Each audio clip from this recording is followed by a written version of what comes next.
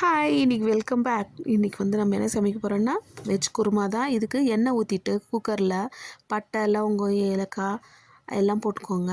Whole கரம் மசாலாலாம் போட்டு அதுக்கப்புறமா இதில் என்னென்ன போட போகிறேன்னா வெங்காயம், கேரட்டு, தக்காளி, நூக்கல், அப்புறமா இது கொஞ்சம் பருப்பு, பட்டாணி பருப்பு, இது வந்து சோயா சங்ஸும் போட்டிருக்கேன். ஃபஸ்ட்டு வந்து நம்ம பட்டை லவங்கம் போட்டு வெங்காயம் போட்டு வதக்கணும். கொஞ்சமாக இதில் வந்து கொஞ்சம் உப்பு போட்டு வதக்கிக்கோங்க. அது வந்து சீக்கிரம் வதங்கும். ஓகேங்களா? கொஞ்சம் வதக்கிக்கோங்க. இது சீக்கிரமாக வதங்கிறதுக்கு கொஞ்சம் உப்பு போட்டுக்கோங்க. இதில் உப்பு போட்டிங்கன்னா கொஞ்சம் சீக்கிரம் வதங்கும். நான் போடுறது வந்து கல் உப்பு போடுறேன். உங்களுக்கு சால்ட் வேணும்னா சால்ட்டும் போட்டுக்கலாம், இல்லை கல் உப்பும் போட்டுக்கலாம். ஓகேங்களா? உங்களுக்கு எது விருப்பமோ அது போட்டுக்கோங்க. போட்டு வதக்கணும். வதங்கின அப்புறமா ஒரு ஸ்பூன் இஞ்சி பூண்டு பேஸ்ட் போட்டிருக்கேன். அதில் ஒரு 2 பச்சை மிளகா அரைச்சி போட்டிருக்கேன் நான். உங்களுக்கு எவ்வளோ காரம் வேணும்னா காரம் பார்த்துக்கோங்க. காரம் கம்மியாக வேணும்னா பச்சை மிளகா போடாதீங்க. காரம் ஜாஸ்தி வேணும்னா கொஞ்சம் 2 பச்சை மிளகா போட்டு அரைச்சிக்கோங்க. அதுக்கப்புறம் இது வந்து வீட்டில் அரைச்ச மிளகா பொடி 1 ஸ்பூன் போட்டுக்கோங்க. 1 ஸ்பூன் போட்டு கொஞ்சம் வதக்கிக்கோங்க.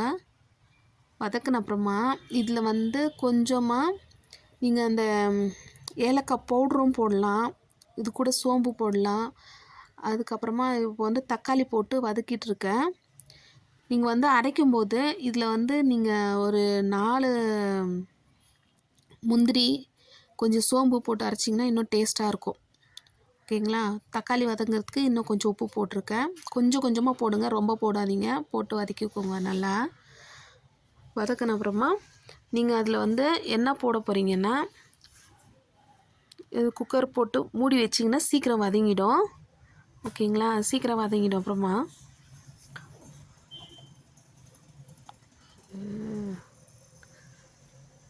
அதில் வந்து சோயா சங்க்ஸ் வந்து வெந்நீரில் போட்டு ஊற வச்சுருக்கேன். அதில் கொதிக்க வச்சுருக்கேன். அதை வந்து நல்லா பிழிஞ்சு அதில் போட்டு கொஞ்சம் வதக்குங்க. வதக்குனிங்கன்னா அதில் வந்து உப்பு காரம் எல்லாம் நல்லா ஏறும். வதங்கினா அதில் வந்து உப்பு காரம், அதுக்கப்புறமா தக்காளி ஜூஸ் இதெல்லாம் நல்லா இறங்குச்சிங்கன்னா டேஸ்ட்டாக இருக்கும். இல்லாட்டி சக்கை மாதிரி இருக்கும். ஓகேங்களா? அதனால கொஞ்சம் வதக்கிக்கோங்க. வதங்கின அப்புறமா அதில் வந்து கேரட்டு, பீன்ஸு, நூக்கல் இதெல்லாம் கட் பண்ணி வச்சுருக்கேன். அதெல்லாமும் போட்டுக்கோங்க. உங்களுக்கு விருப்பம் என்ன வேணுமோ அது நீங்கள் போட்டு வதக்கிக்கலாம். காலிஃப்ளவர் போடலாம், உருளைக்கிழங்கு போடலாம், அதுக்கப்புறம் பட்டாணி போடலாம். நான் வந்து மொச்சக்காய் தோல் உரிச்சது போட்டிருக்கேன் அதில். ஓகேங்களா? நீங்கள் எந்த காய் வேணாலும் போட்டுக்கலாம் அதில். அது உங்கள் இஷ்டம்தான். உங்களுக்கு எந்த காய் ரொம்ப பிடிக்குமோ அந்த காய் போட்டுக்கோங்க. போட்டு வதக்குங்க.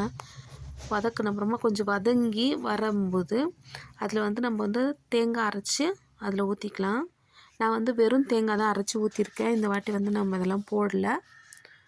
ஓகேங்களா? இது வந்து நான் வேக வச்ச மொச்சக்காய் அது. ஓகேங்களா? மொச்சக்காவை வேக வச்சுருக்கேன். அதுவும் போட்டிருக்கேன் அதில். இது வந்து காஞ்ச மொச்சக்காவை வேக வச்சுருக்கேன்.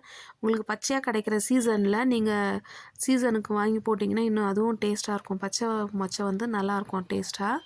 நீங்கள் அதுவும் யூஸ் பண்ணி பாருங்கள். கொஞ்சம் தண்ணி விட்டுருக்கேன். உங்களுக்கு எவ்வளோ தண்ணி வேணுமோ அவ்வளோ தண்ணி ஊற்றிக்கோங்க.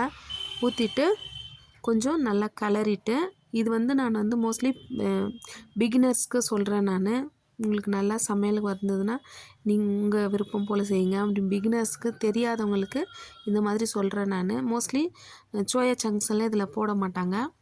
ஓகேங்களா? நீங்கள் போட்டு இது பண்ணி பாருங்கள். ரொம்ப டேஸ்ட்டாக இருக்கும். உப்பு பத்தலைன்னா கொஞ்சம் உப்பு போட்டுக்கோங்க. உப்பு போட்டு அதுக்கப்புறமா நல்லா கலந்து விட்டு கொதி வந்தப்புறம் கொதிக்கிறதுக்கு விடுங்க அது. ஓகேங்களா? கொதி வந்தப்புறமா அதில் வந்து குக்கர் மூடி போட்டு ஒரு விசில் இல்லாட்டி 2 விசில் அவ்வளோதான். ஓகேங்களா? அதுக்குள்ளே நல்லா வெந்துடும் அது. ஒரு விசில் விட்டு எடுத்துட்டு அது குருமா ரெடி ஆகிடுச்சு. சப்பாத்தி கூட குருமா வச்சு சாப்பிட்டு பாருங்கள். ரொம்ப டேஸ்ட்டாக இருக்கும். ட்ரை பண்ணுங்கள். சப்ஸ்கிரைப் பண்ணுங்கள், ஷேர் பண்ணுங்கள், கமெண்ட் பண்ணுங்கள். தேங்க்யூ ஃபார் வாட்சிங். பாய்.